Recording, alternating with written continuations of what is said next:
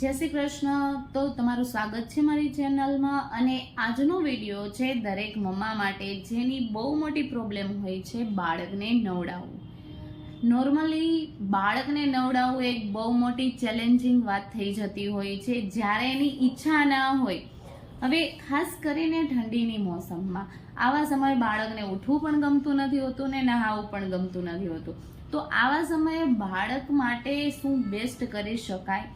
તો બાળક માટે કયા સાબુ, શેમ્પૂ કે કઈ બ્રાન્ડ સારી છે એના ઘણા બધા વિડીયોઝ તમને ચેનલ પર યુટ્યુબ પર મળી જશે. પરંતુ બાળક માટે સાબુ બેસ્ટ છે કે પછી બોડી વોશ, આ અંગે આજે ચર્ચા કરીશું. અને કઈ બ્રાન્ડનો સાબુ કે બોડી વોશ યુઝ કરવો, મેં મારી દીકરી માટે કઈ બ્રાન્ડના યુઝ કરેલા છે સાબુ અને શેમ્પૂ અને બોડી વોશ, એની પણ આપણે વાત કરીશું. તો તમે જ્યારે ઓઇલ મસાજ કરો છો એ પછી ઉપટનથી બાળકને નવડાવીએ છીએ તો ઘણી વખત ઓઇલ રહી જતું હોય છે, અથવા તો ઉપટનની જે સ્મેલ હોય છે એ પણ બાળકને પસંદ નથી હોતી.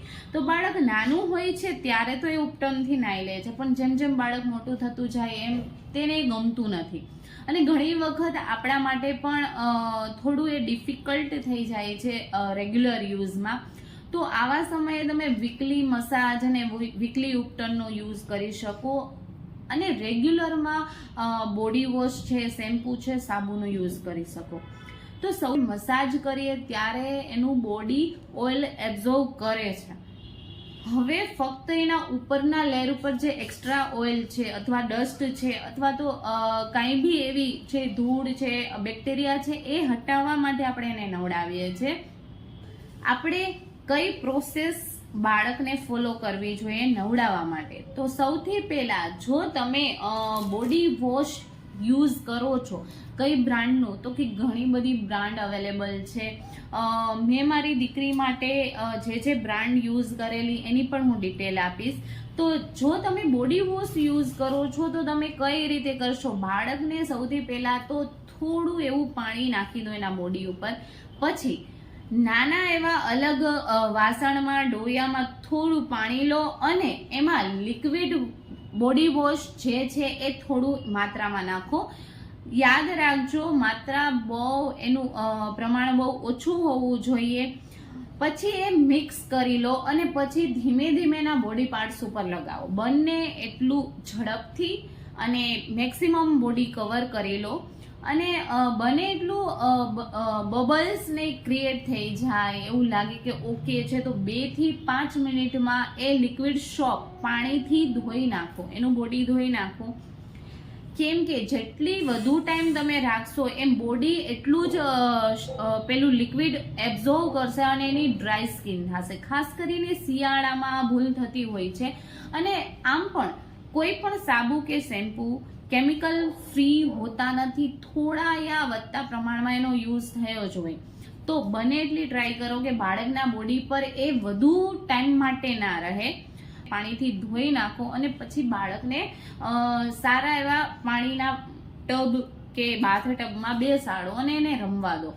હવે આરામથી ભલે અડધી કલાક પણ રમે તો પણ ચાલશે. કે જે લોકો સાબુનો યુઝ કરે છે એના માટે પણ એક ટેકનિક હોય છે. નોર્મલી બધા લોકો શું કરતા હોય કે ભાઈ બાળકના હાથ, પગ, મોઢા ઉપર સાબુ રગડવા માંડે છે, પરંતુ એવું કરવાનું નથી. એક ખોટી ટેકનિક છે. જો તમે બાળકને સાબુથી નવડાવવા માંગો છો તો એના બોડીને ભીનું કર્યા પછી, પાણીવાળું કર્યા પછી તમારે તમારા હાથમાં સાબુ લઈ અને વ્યવસ્થિત રીતે હાથમાં ઘસવાનું છે. હાથમાં સાબુ લિક્વિડ ફોર્મમાં હાથમાં ચોટી જાય, થોડા થોડા બબલ્સ બની જાય, પછી એ ધીમે ધીમેના આખા બોડી પર લગાવવાનો છે. અને આમાં પણ એ જ પ્રોસેસ વધીને 2 થી 5 મિનિટમાં એના બોડી પર રહેલો સાબુ પાણીથી ફટાફટ કાઢી નાખવાનો છે. એને ઘસવાની જરૂર નથી. કેમ કે જ્યારે તમે સાબુ ઘસો છો ત્યારે એના બોડી ઉપર ક્યારેક ક્યારેક વધુ લેયર જામી જતી હોય છે, વધુ લેયર ક્યાંક લાગી જતી હોય છે, ક્યાંક કાન છે કે એવા કોઈ પાર્ટમાં સાબુ ફસાઈ પણ જતો હોય છે. ખાસ કરીને ઓર્નામેન્ટ્સ ને એવું પહેરેલું હોય તો એમાં પણ સાબુ ફસાઈ જતો હોય છે જે નીકળતો નથી.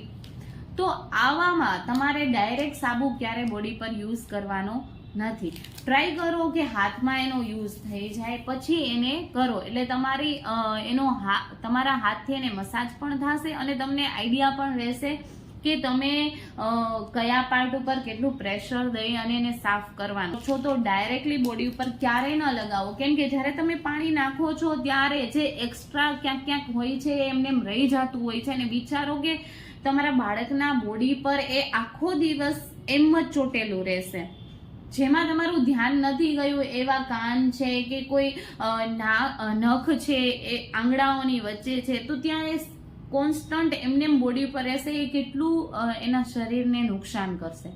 તો ખાસ તમે જો સોપનો યુઝ કરતા હોય તો એને પહેલા પોતાના હાથ પર લગાવો.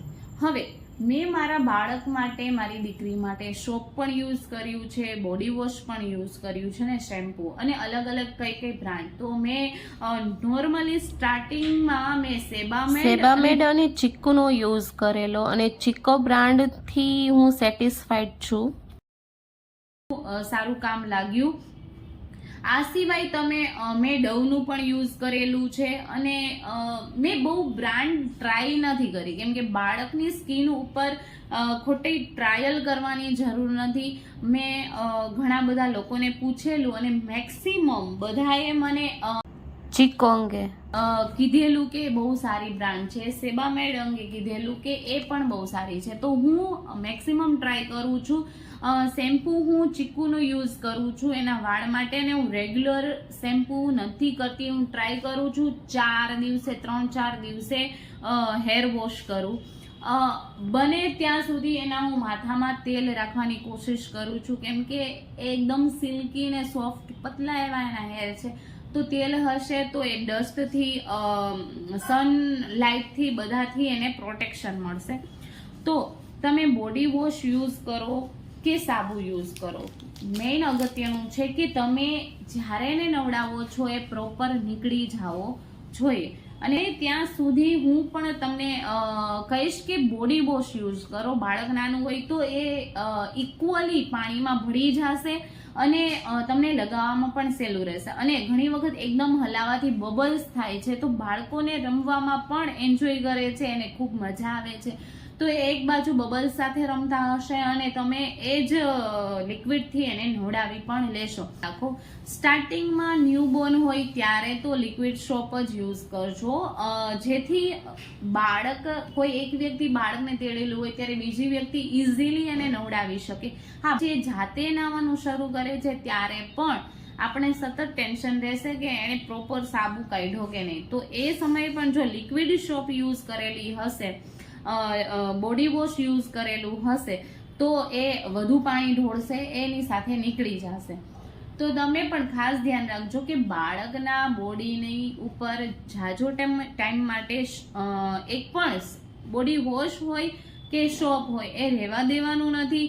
પ્રોપર પાણીથી ધોવાનું છે અને કોશિશ કરો કે વીકલી એક વખત મસાજ થાય અને એક વખત ઉપટનથી એને નવડાવવાની કોશિશ. નેક્સ્ટ તમે પણ ધ્યાન રાખજો તમારા બાળક સાથે કે એને કઈ રીતે નવડાવવું.